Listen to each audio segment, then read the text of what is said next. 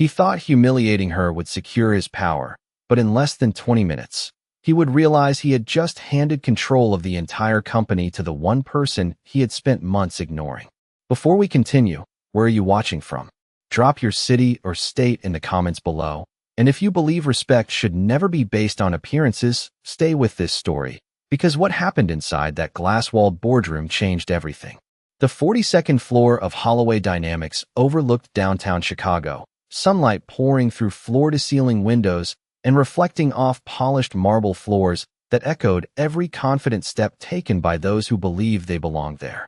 At the head of a long walnut table stood Richard Holloway, a senior executive known as much for his sharp suits as for his sharper tongue, a man who built his reputation on spotting weakness and exploiting it without hesitation. Around him, department heads leaned forward with tablets in hand, waiting for his approval, his criticism, or his approval disguised as criticism. And then there was Emily Carter, seated quietly near the far end of the table, her gray blazer simple, her posture composed, her presence almost invisible among voices that spoke louder and laughed quicker.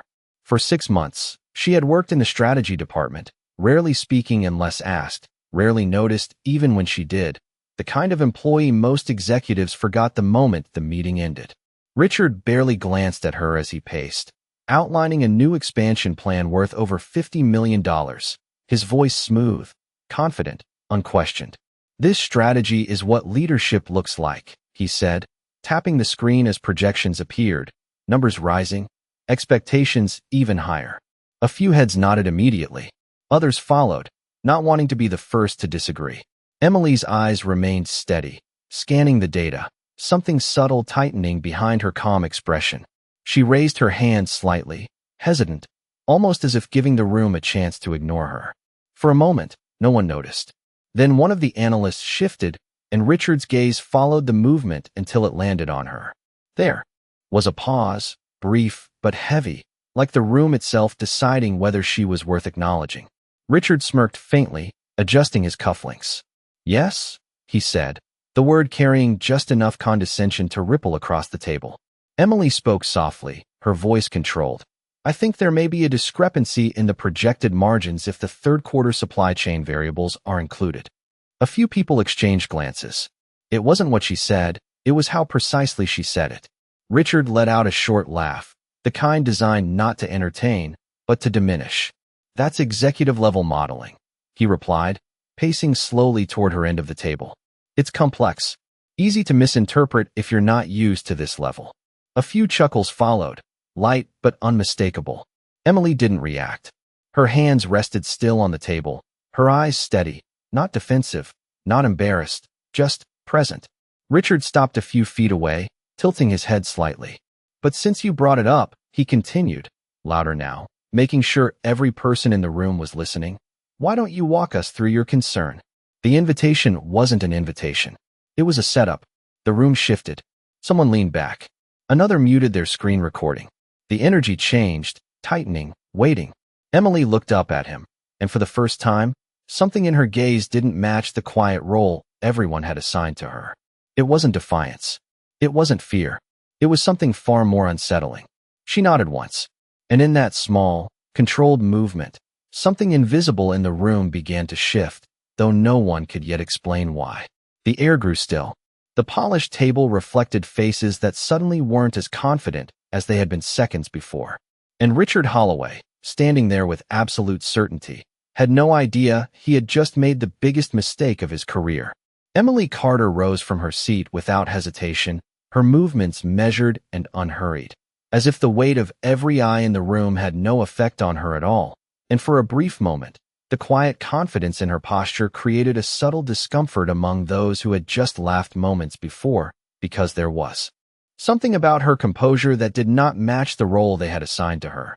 She walked to the front of the room, the soft sound of her heels echoing against the marble floor, each step steady, each breath controlled, while Richard Holloway stepped aside with a faint smile that suggested amusement rather than concern, his arms folding across his chest, as if he were settling in to watch a performance he already believed he understood, and the screen behind them still displayed his projections, the rising curves, and optimistic forecasts that had just earned nods of approval from nearly everyone present. Emily reached for the remote, her fingers brushing lightly against it before she turned to face the screen, her gaze scanning the data again, slower this time, more deliberate, as if she were seeing something no one else had taken the time to notice, and the room gradually fell into a deeper silence. Not the casual silence of waiting, but the kind that builds when uncertainty begins to replace confidence. She did not rush to speak, and that pause alone stretched longer than anyone expected, long enough for a few executives to shift in their seats, long enough for Richard to tilt his head slightly, his expression tightening just a fraction as if he were beginning to question why she was not reacting the way he had anticipated. When Emily finally spoke, her voice was calm, clear, and steady, carrying just enough to reach every corner of the room without needing to rise. And she began not with a defense, but with a question: did we factor in the revised supplier contracts from last month into this model? And the simplicity of the question seemed almost harmless, almost too basic to matter, until a few heads turned toward the finance director, who hesitated before answering. Those adjustments were considered minimal, and Emily nodded once, as if confirming something she had already suspected, before pressing a single button on the remote. And the screen shifted, replacing the confident projections with a layered set of data points that most in the room had not seen before, the numbers rearranging themselves into a pattern that told a very different story. The air in the room changed instantly, the quiet now heavier, sharper, as eyes moved quickly between the screen and Emily, trying to catch up, trying to understand, while Richard's smile faded just slightly, his posture remaining firm but his gaze narrowing as he studied the new display. And Emily continued, her tone unchanged. If those contracts are applied using the actual revised rates, the margin in Q3 does not increase. She paused, just briefly, allowing the numbers to settle. In the minds of everyone watching, it drops by nearly 12%. And that was the moment the shift became undeniable, the subtle confidence that had filled the room earlier beginning to fracture, replaced by a growing awareness that something had been overlooked, something significant. And for the first time since the meeting began, Richard Holloway did not speak immediately, his silence stretching just long enough for the realization to ripple across the table that the quiet woman they had dismissed had just introduced a flaw large enough to change the entire direction of the conversation, and perhaps much more than that. The silence that followed did not feel accidental anymore. It felt earned, heavy, and undeniable, as if the room itself had just realized it had been listening to the wrong voice all along. And for a few seconds no one moved. No one spoke, not even the quiet tapping of keyboards that usually filled moments like this, because every pair of eyes was now locked onto the screen where Emily Carter's numbers continued to hold steady. Unshaken by doubt or interpretation, Richard Holloway finally shifted, clearing his throat as he stepped forward, his confidence returning in controlled layers, the kind built from years of authority rather than immediate certainty. And when he spoke, his tone was measured, but there was a sharper edge beneath it that assumes those supplier adjustments remain constant. He said, gesturing toward the data, which they will not. Our projections account for renegotiation flexibility. And a few executives nodded quickly, almost reflexively, as if searching for something familiar to hold on to, but Emily did not step back. She did not argue. She simply pressed another button, and the screen changed again, revealing a timeline of contract clauses, renewal windows, and penalty thresholds that had clearly been studied far beyond surface level, the kind of detail that required time, patience, and a level of attention no one had expected from her. Those renegotiations cannot occur until Q4, she said calmly, her voice still even, still unshaken. The current agreements lock pricing through the Q3, including the revised freight multipliers. And this time the silence came faster, sharper, because the information was not theoretical, it was documented, precise, and impossible to dismiss with a simple counterpoint. Across the table, the head of operations leaned forward, eyes narrowing as he scanned the new data, then slowly leaned back again, saying nothing, which in that room meant more than any agreement spoken out loud. And Richard's posture stiffened almost imperceptibly, his jaw tightening just enough to betray that this was no longer the controlled demonstration he had intended. Emily continued, not rushing, not pressing, simply laying out the structure piece by piece. If we proceed with the expansion under the current model, the company absorbs the cost differential for at least 90 days.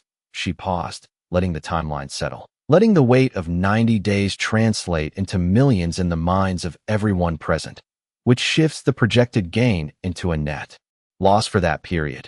And there it was, not dramatic, not emotional, just clear and devastating in its clarity.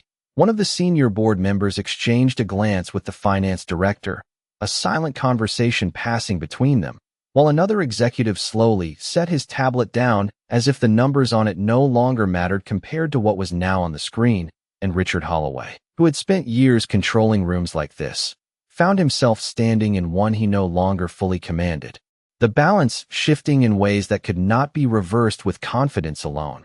For the first time since the meeting began, he hesitated before speaking, and that hesitation did not go unnoticed, not by the board, not by the executives, and certainly not by Emily Carter, who remained exactly where she stood, composed, steady, her presence no longer invisible but unmistakably central. And in that moment the room understood something quietly profound, that this was not a lucky observation, not a simple correction, but the beginning of something much larger, something that had been overlooked for far too long. And the realization settled slowly, like a truth no one could argue with, that the quiet woman they had dismissed was not just right. She was prepared, and Richard Holloway had just walked directly into the one position where he could not simply talk his way out. No one spoke immediately after that realization settled, because the numbers on the screen had already done what no argument could undo, and the authority that once filled the room now felt thinner, less certain, as if it had been built on assumptions that were quietly unraveling in real time. Richard Holloway straightened his posture, drawing in a slow breath as he stepped closer to the display again, his expression carefully composed, the practiced calm of someone who had navigated difficult rooms before. But there was a difference now, a subtle hesitation behind his eyes that had not been there earlier, and when he spoke, his voice was steady, though no longer dismissive. Even if that scenario holds, he said, choosing his words with more precision than before, the long-term upside still outweighs a temporary loss. And for a moment, a few executives leaned forward again, as if hoping to reclaim the earlier momentum, to restore the balance that had shifted, but Emily did not move away from the screen. She did not interrupt. She simply listened, her gaze steady, allowing him to finish, and when he did, she nodded once, not in agreement, but in acknowledgement, before pressing the remote again. The display shifted for a third time, and this time the change was not subtle. A layered model appeared, showing not only projected losses but cascading effects, operational strain, delayed rollouts, and client contract risks that extended far beyond a single quarter, the kind of ripple impact that no executive in that room could ignore once it was clearly presented, and the silence that followed was immediate and absolute. Because this was no longer about a single miscalculation. This was about the stability of the entire expansion plan. Emily's voice remained calm, almost quiet, but it carried a weight that now held the room's full attention. The temporary loss does not remain contained, she said, her tone measured. It delays fulfillment timelines, which triggers penalty clauses in at least 3 major client agreements. She paused just long enough for the implications to register. Those penalties reduce projected gains by an additional 8% over the next 2 quarters, and the numbers settled over the room like a slow realization, one that could not be dismissed or laughed away, because every person at that table understood exactly what that meant, not just in figures, but in reputation, in trust, in credibility. The head of finance shifted again, this time, leaning forward with a more serious expression, scanning the data with a focus that had not been there before, while another board member quietly removed his glasses, rubbing the bridge of his nose as if recalculating everything he had approved just minutes earlier. And Richard Holloway, who had once controlled the narrative of the meeting with effortless confidence, now found himself listening instead of leading. His silence no longer strategic but necessary, because every attempt to counter had been met with something stronger, something prepared. Emily did not rush to fill the silence. She allowed it to exist, allowed the room to catch up, and in that stillness, something deeper shifted, not just in the numbers, but in perception, because the executives were no longer looking at her as an afterthought. They were studying her, measuring her, trying to understand how someone they had overlooked could command the room without raising her voice, without forcing attention, simply by being right. And then, without changing her tone, without adding any trace of emotion, she delivered the final layer of her analysis. "There is an alternative structure," she said, her hand resting lightly on the remote, one that avoids the contract penalties entirely and preserves margin stability. And that sentence landed differently than anything before it, because it did not just expose a problem. It offered control, it offered direction, and for the first time since the meeting began, the room did not look to Richard Holloway for the next step. They looked at Emily Carter, and in that quiet shift of attention, the balance of power moved in a way that no one could pretend not to notice. The room did not erupt into discussion the way it usually did when a new proposal was introduced. Instead, it remained still, almost suspended, as if everyone present understood that whatever came next would redefine more than just the strategy on the screen. And Emily Carter did not rush into that silence. She let it breathe, her hand resting lightly against the remote, while the alternative model remained hidden for just a moment longer, long enough for anticipation to replace doubt. Across the table, the head of finance leaned forward first, his voice lower now, more careful than before. "What kind of structure are you suggesting?" And that question carried weight because it was not directed at Richard Holloway, not this time. And that shift did not go unnoticed, not by the board, not by the executives, and certainly not by Richard himself, whose posture remained firm but whose gaze had grown sharper, more focused, as if recalibrating in real time. Emily pressed the remote, and the screen changed once more, revealing a phased rollout model, cleaner, more controlled, with adjusted supplier timelines, staggered expansion checkpoints, and contingency buffers that had clearly been mapped out far beyond a simple correction. The structure of it precise, deliberate, and fully integrated into the company's existing operations rather than forcing them into risk. Instead of absorbing the cost variance in a single quarter, she began, her voice steady. This approach redistributes the expansion across 2 phases, allowing contract renegotiations to take effect before full-scale deployment.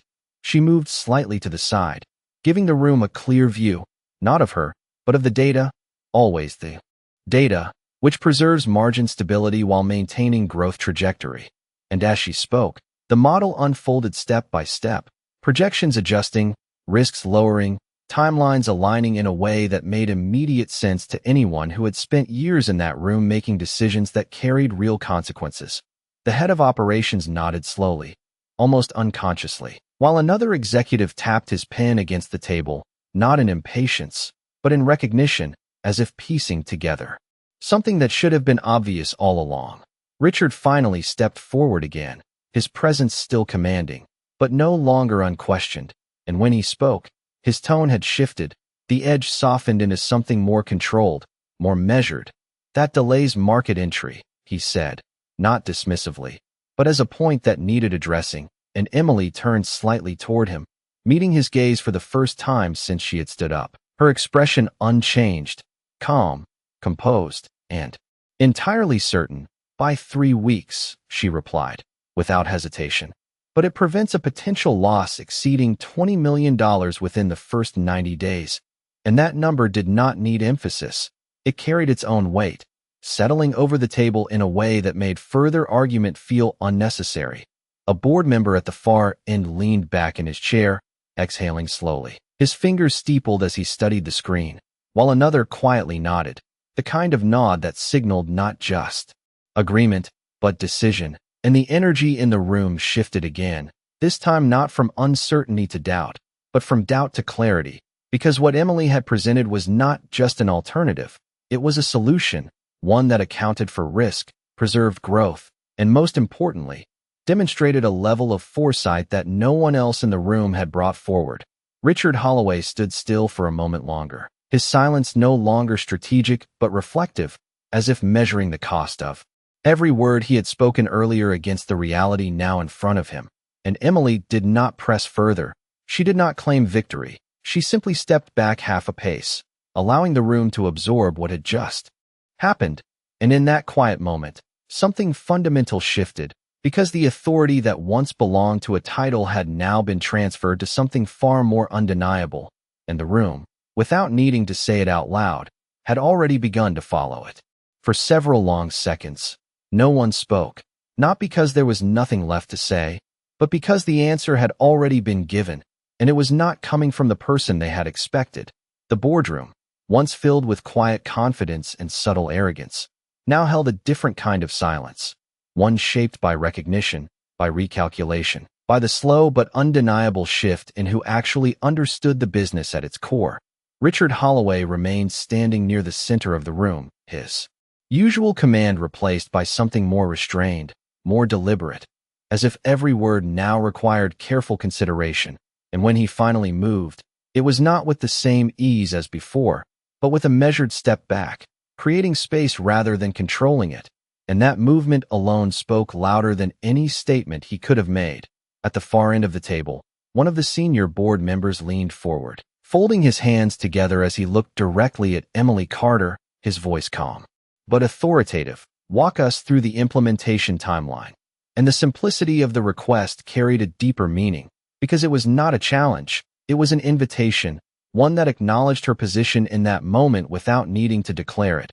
Emily nodded once, turning her attention back to the screen, her fingers steady as she adjusted the model to display a phased execution schedule. The structure unfolding with clarity, week by week, milestone by milestone, each step grounded in realistic capacity rather than inflated projections. And as she spoke, her voice remained consistent, never rising, never seeking attention, yet holding it completely. Phase 1 begins with supplier renegotiation windows opening in week 3, she explained, indicating the timeline with precision, allowing cost stabilization before initial rollout, followed by controlled market entry in week 6. And the room followed every word, not out of obligation, but because there was no uncertainty left in how she presented it. The head of operations asked a question, not dismissive, but engaged.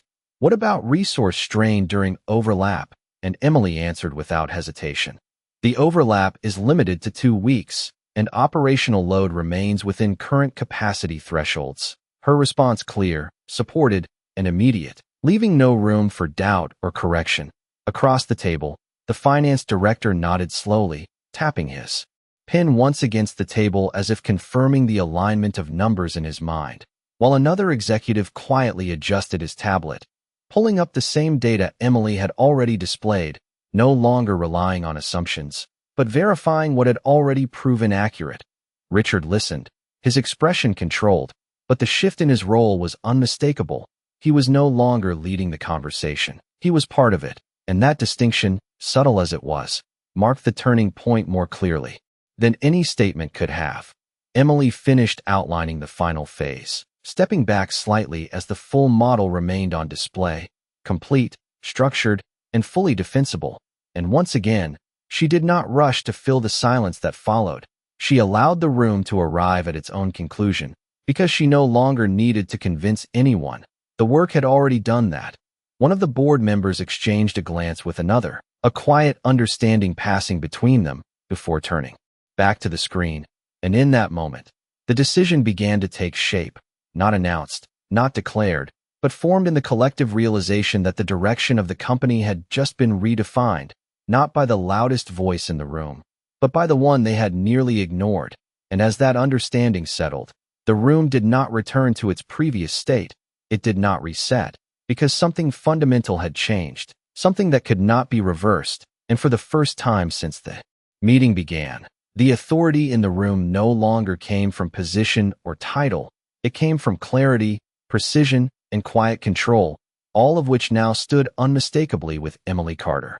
The decision did not arrive with a raised hand or a formal vote. It settled into the room quietly, like a truth that no one needed to announce because everyone had already accepted it. And as the final projections remained on the screen, the board members exchanged measured glances, subtle nods passing between them, signaling alignment without a single word spoken. One of the senior directors leaned forward slightly, his voice calm but firm. "We move forward with this structure."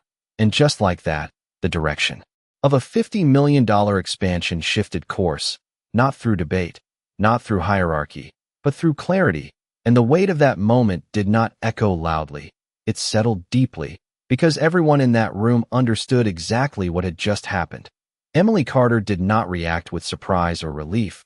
She simply inclined her head once, acknowledging the decision as if it were the natural outcome of something that had already been determined long before she ever stood up to speak. And as she stepped back from the front of the room, returning the remote to the table, her movements remained composed, unchanged, as though nothing extraordinary had occurred, even though the atmosphere around her had completely transformed. Richard Holloway remained still for a moment longer, his gaze fixed on the screen that no longer reflected his strategy, his expression controlled but undeniably altered. The confidence that once filled every gesture now tempered by a quiet awareness that something fundamental had shifted beyond his immediate control, and when he finally moved, it was not to reclaim the spotlight, but to take his seat, a subtle but unmistakable acknowledgement of the new balance that had emerged. Around the table, executives began to adjust their posture, leaning toward Emily instead of away, their attention no longer divided, their questions no longer filtered through Richard, but directed clearly, directly, to her. And the tone of those questions carried a different weight, one of respect rather than evaluation. "Can you provide a detailed breakdown for the rollout team?" one asked, and another followed. "We will need your model integrated into the next board review." And Emily responded as she always had, calmly, precisely, without embellishment, each answer reinforcing the quiet authority she had established without ever seeking it. The room that had once overlooked her now revolved around her presence, not because she demanded it, but because she had proven it. And that difference, that subtle distinction between claiming authority and earning it, settled into every interaction that followed. One of the board members finally leaned back, folding his hands. With a faint, thoughtful expression, "We should have seen this sooner," he said quietly, not directed at anyone in particular, but understood by everyone. And no one responded, because there was nothing to add, no defense to offer, only the quiet recognition of what had been missed. Emily gathered her notes without haste, her focus returning to the work itself rather than the moment that had just redefined her place within the company. And as she turned slightly toward the door, preparing to leave the front of the room, the executives who had once dismissed her presence now watched with a different awareness, one shaped not by assumption, but by certainty. And in that stillness, in that unspoken shift, the entire company had already begun to change, not because of a loud declaration, but because the right voice had finally been heard, and the room, once filled with confident noise, now understood the quiet power it had nearly overlooked. The meeting did not end with applause or dramatic reactions. It dissolved slowly, as if everyone understood they had just witnessed something that required reflection rather than noise. And as chairs shifted back and executives gathered their tablets, the usual casual conversations were noticeably absent, replaced by quieter tones, more deliberate exchanges, the kind that happen when perception has been permanently altered. Emily Carter stepped away from the front of the room without drawing attention to herself, returning to her seat with the same calm presence she had carried all along. Yet the difference was unmistakable, because now every movement she made was being noticed, measured, and understood in a way it had never been before. Across the table, the head of finance approached her first, not with authority, but with a level of professional respect that had been missing earlier. "I would like to review your full model this afternoon," he said, his tone direct but courteous, and Emily simply nodded.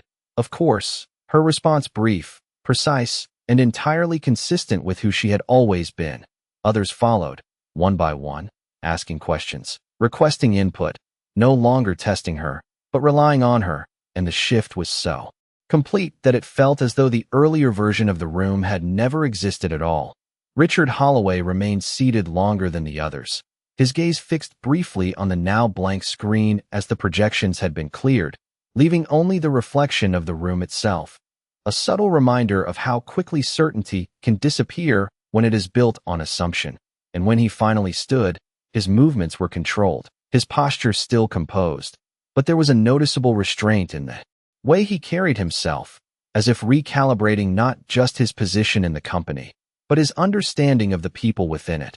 As he made his way toward the exit, he paused for just a moment near Emily, not long enough to draw attention, but long enough to acknowledge her presence directly, something he had not done once in the past 6 months. And though he did not offer an apology, the absence of dismissal spoke louder than any words he might have chosen. Emily met his glance briefly, her expression unchanged, neither triumphant nor resentful, simply steady. And then she returned her attention to organizing her notes, already focused on the next step rather than the moment that had just passed.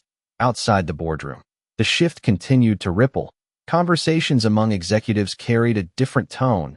Decisions began to reference her model, her approach, her clarity, and within hours, her name, once rarely spoken, became central to discussions that shaped the company's direction. Yet through all of it, Emily remained exactly as she had been, quiet, composed, deliberate, her focus fixed not on recognition, but on the work itself, and that consistency only deepened the impact of what had happened, because it made it impossible to dismiss as a single moment or a fortunate insight. Inside the now empty boardroom, the sunlight still reflected off the marble floors, unchanged, but the silence it illuminated was different, no longer filled with overlooked voices, but marked by the memory of one that had finally been heard. And in that quiet aftermath, the truth settled completely, not in a dramatic realization, but in a steady understanding shared by everyone who had been present, that the power in the room had not shifted because someone demanded it, but because someone proved it, and once proven, it could never be ignored again. In the days that followed, the shift that began in that glass-walled boardroom did not fade. It expanded, quietly but relentlessly, threading itself through every level of the company, from executive strategy sessions to operational briefings, where decisions once made on instinct were now measured against the structure Emily Carter had introduced, and the clarity she brought did not just correct a single plan. It reshaped how the company thought, how it evaluated risk, and most importantly, how it listened. Her model became the foundation for the revised expansion, not as a temporary adjustment, but as the new standard. And as implementation moved forward, each phase unfolding exactly as she had outlined, confidence began to rebuild within the organization, not the loud, unexamined confidence that had existed before, but a steadier, more grounded trust in precision and preparation. Executives who once overlooked her now sought her input before presenting their own ideas, not out of obligation, but because they understood the cost of ignoring what they could not immediately see. And within a matter of weeks, her role, though unchanged on paper, had evolved in practice, her presence no longer defined by silence, but by influence that did not need to announce itself. Richard Holloway adapted in his own way, his leadership becoming more measured, his words more deliberate, and though he never publicly addressed what had happened, the change in his behavior was clear to anyone paying attention. He listened longer, interrupted less, and most telling of all, he began asking questions instead of assuming answers, a quiet recalibration that reflected more than strategy. It reflected awareness. One afternoon, during a follow-up meeting, as projections were reviewed and milestones confirmed, Richard paused, glancing briefly toward Emily before speaking. "Let us validate this against the revised model," he said, the phrasing simple, but the acknowledgement unmistakable, and no one in the room missed it. Not because it was dramatic, but because it was sincere.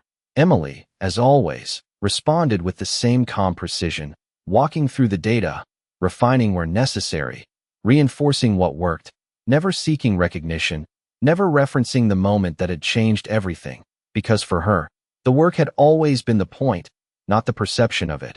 Outside the meeting rooms, her approach began to influence others. Younger analysts observed how she operated, how she listened before speaking, how she allowed data to lead instead of ego, and slowly, almost imperceptibly, the culture around her began to shift as well.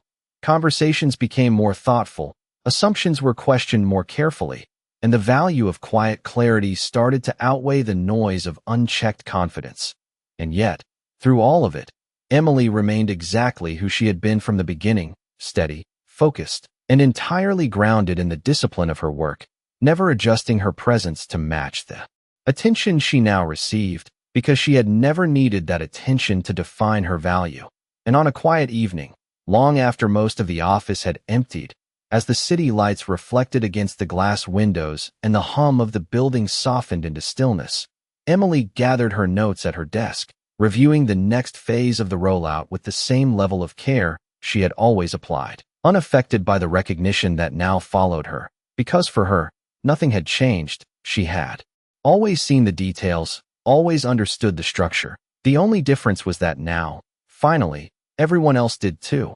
And in that quiet, steady realization, the company did not just remember her name. It remembered something far more important. That real authority is not claimed through volume or position. It is revealed through clarity, and once revealed, it leaves a silence that no one can ignore.